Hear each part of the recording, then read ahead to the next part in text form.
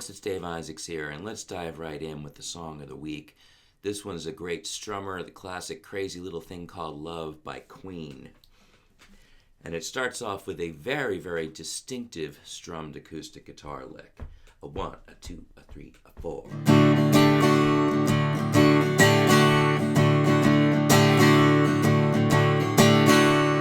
That's slowed down a hair. And I want to call your attention to the fact that we really only bring out the high notes on the first 4/8 notes.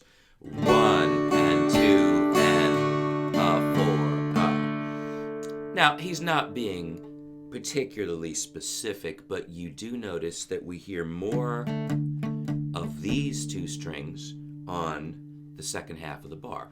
1, a 2, and 3, a 4. On the second half of the bar. 1, a 2, a 3, a 4, a 1, a 2, a. Pick up speed.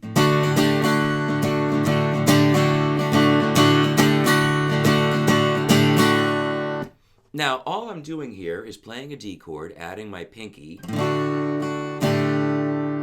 on the second beat, and then coming right back off.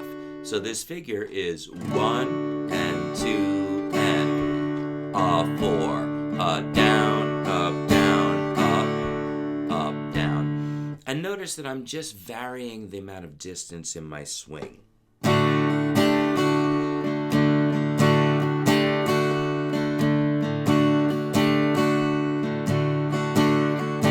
Now the verse. We're going to play a similar figure on a G. C, C, G, G.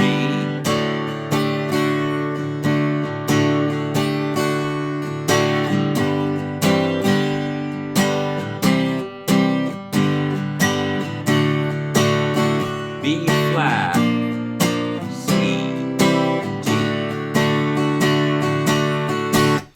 Let's take a look at that figure on the G. We're just going from a G chord with this fingering. I'm using ring and pinky to block off high E string, 3rd fret, 6th string, 3rd fret. I'm actually muffling the A string because really I want my middle finger free to be able to do this. So index and middle are going to land on the notes you would play if you were switching to a C chord. Index on string 2, fret 1, and middle on string 4, fret 2. But we're going to put those down together as the two fingers we already used for the G form stay put. 1, a 2, a 3, up, down, and then.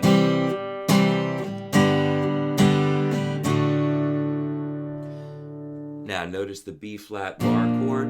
You could play this a couple of different ways. You could play a 4-finger version of B flat, index on the first string, and then pinky, ring, middle across the 3rd fret of the 2nd, 3rd, and 4th strings, if you can't manage the bar.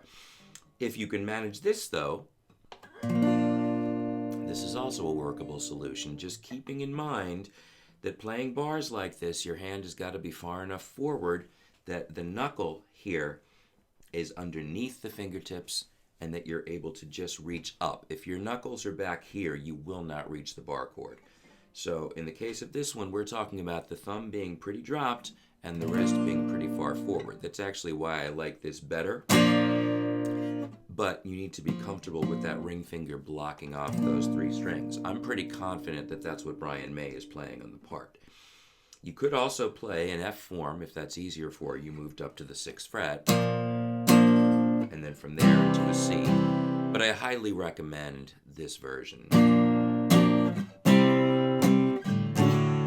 So here's the whole verse.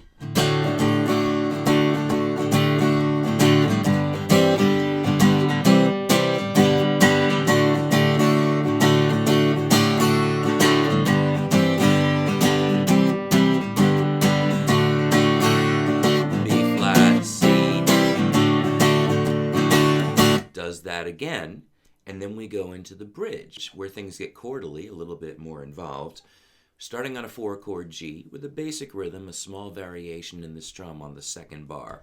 1, 2, a 3, a 4, a 1, a 2, a 3, a 4, C, C, C, C, G, 2, a 3, a 4, B flat, 2, a 3, a 4, a 1,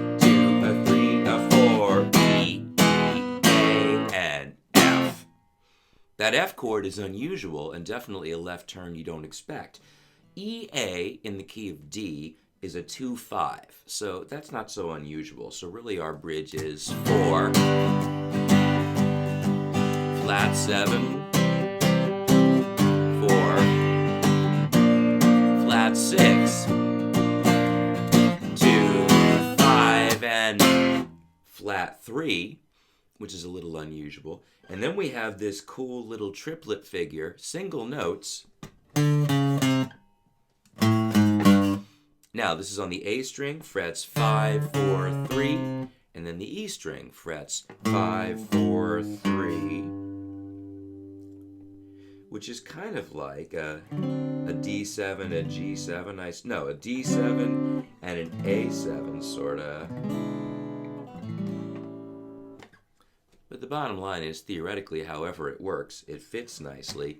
E, E, A, and F.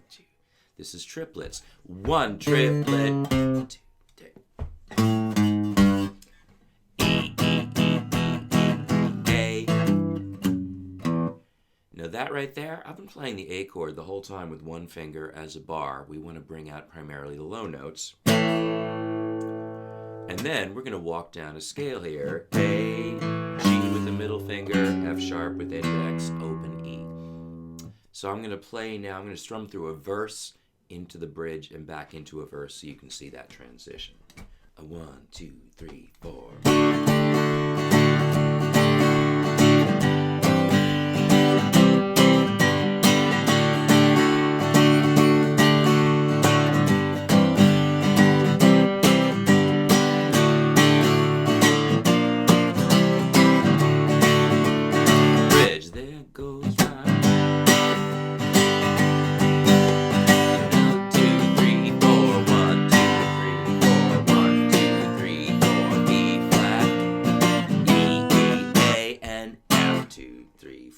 One triplet, 1.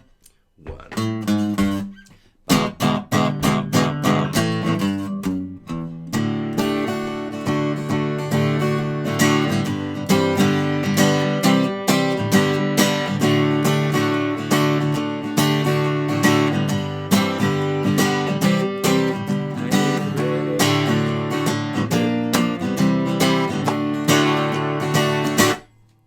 Now, the solo is not included in this lesson and in this tab. I will just say that when it goes into the solo, the rhythm guitar plays basically the bridge, but it starts on B flat going to D. D,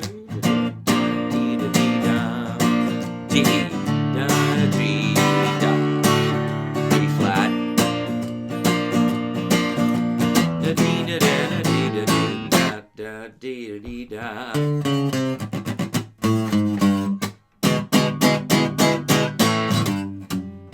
And there you go from there. The solo deserves a whole lesson of its own, and I do plan to follow up with that one. There are some very good tabs online that I've already found for it, but I did do a tab for this rhythm part, so check the link. As I said, it does not include the strumming part under the solo. I'm going to save that for a separate lesson. The song itself is not hard to play, but it's a lot of fun, and just a little glimpse into the kind of chordal left turns that are so cool in the music of British bands like Queen, that I always feel like have a harmonic sense that's just a little bit different from our more blues-based American music. Great song, lots and lots of fun to play. I haven't touched it in years, and this is really what I've been into lately, is diving into things I haven't thought about in a long time, getting so much enjoyment out of it. You will too. So I hope that you are doing the same in your own explorations. Thanks for watching as always, and I'll see you next time.